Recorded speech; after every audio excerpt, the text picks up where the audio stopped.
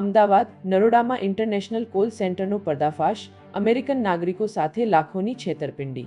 Ahmedabad નરોડામાં international call સેન્ટરનો પર્દાફાશ, American નાગરિકો સાથે લાખોની છેતરપિંડી. અમદાવાદના નરોડા વિસ્તારમાં સ્વામિનારાયણ પાર્કના એક ભાડાના ફ્લેટમાંથી ચાલતા ગેરકાયદેસર ઇન્ટરનેશનલ કોલ સેન્ટરનો પોલીસે પર્દાફાશ કર્યો છે.